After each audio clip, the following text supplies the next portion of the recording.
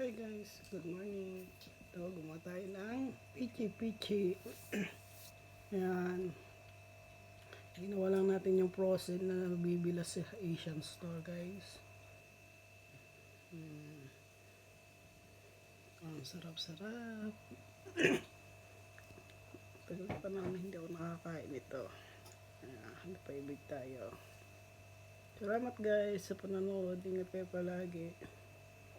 Kain tayo. Almusal. Late na ang almusal ko. At late na ako nakatulog.